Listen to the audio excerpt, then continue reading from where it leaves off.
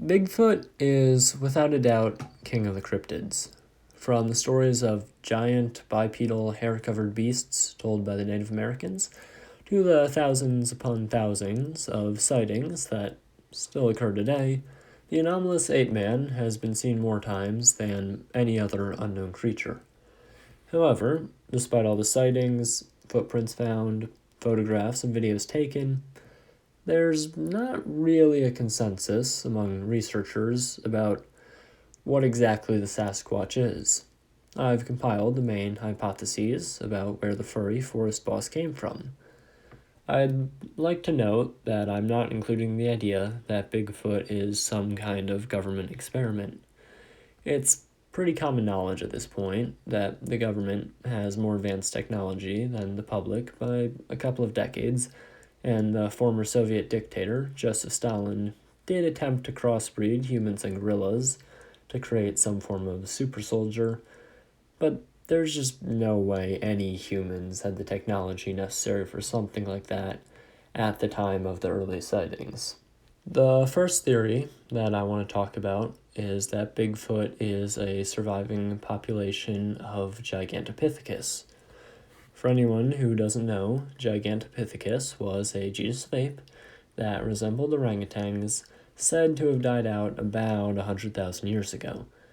Gigantopithecus was said to live in China, Vietnam, and Indonesia. They stood at nearly 10 feet and weighed over half a ton. There is one theory that was proposed by the anthropologist, and coincidentally famous Bigfoot believer, Grover Krantz, that was made to support the idea that Gigantopithecus was primarily bipedal. Krantz noted how the known jaws of Gigantopithecus widened towards the rear, and proposed that this widening occurred to allow for the housing of a trachea, which is the windpipe that connects the lungs to the mouth opening, when the skull was placed directly in the top of the head like human, and not carried forward like a great ape. Other scientists suggest that Gigantopithecus split time between moving on 2 and 4 legs, which Sasquatches have been observed to do.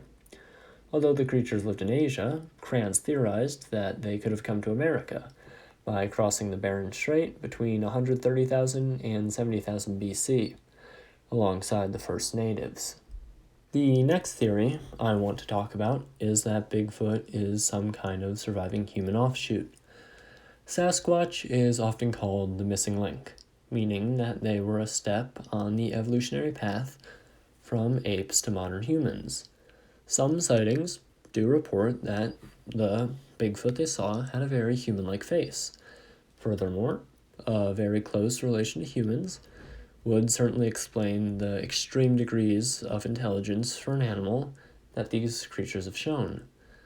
The only problem with this theory is that the limb proportions and the walking style you'll see in Bigfoot videos don't really match up with what you would see from, say, a human.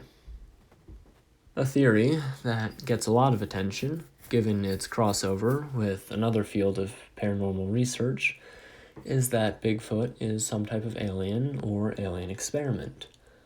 A lot of sightings will report Bigfoot not really acting like a terrestrial creature, or at least one that science is familiar with. Turning invisible like the predator, disappearing before people's eyes, and even the ability to seemingly read minds have all been reported. Furthermore, UFOs are cited in over 20% of all reported Bigfoot encounters.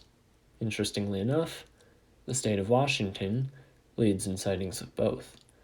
Stories from the early Native Americans describe the hairy wild men coming down from orbs that dropped out of the sky.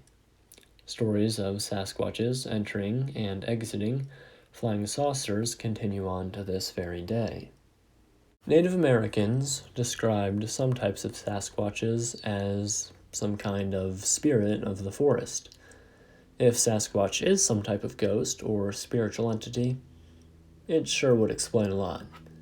We wouldn't really expect to find a living specimen or a body, bones, or even a fossil record. Ghostly calls in the night would be par for the course, and even footprints left behind and the tossed rocks and sticks aren't outside the norm for the standard supernatural apparition. More than anything, it would explain why sightings are so fleeting and why, even with the woods crawling with people, well, many of them looking for Bigfoot, he's never really been properly documented. The next theory, which is definitely more out there, I guess you could say, is that Bigfoot is an interdimensional traveler. The logic behind this is pretty obvious. Something is stopping the public from capturing a Bigfoot, and the creatures hopping between different realities would certainly explain that. Proponents of the theory believe that other humanoid cryptids, dogmen, goatmen, Mothman, the Jersey Devil, Greys, true giants, Wendigos, and reptilians are native to the same plane of existence that the Sasquatches toggle into our dimension from. Stories of the beastly bipeds disappearing right before people's eyes certainly add some credence to this theory. Finally, we have the theory that Bigfoot is one of the biblical Nephilim. Before Noah set sail on his famous ark, it was said that a race of giants, with humans as mothers and angels as fathers, walked the earth. While they're said to have died out in the Great Flood, seemingly they found a new home in the forests of North America. Fascinatingly, Melba S. Ketchum, a veterinarian from Texas, claims to have sequenced a Bigfoot genome. Reportedly, it showed a human mother, but the father's genetics couldn't be matched with any known animal. While stories of attacks on humans, and even some of casualties and disappearances, if you look into the missing 411 reports, might raise some questions about the divine side of Bigfoot, there is such a thing as a fallen angel. What do you believe the legendary Sasquatch is?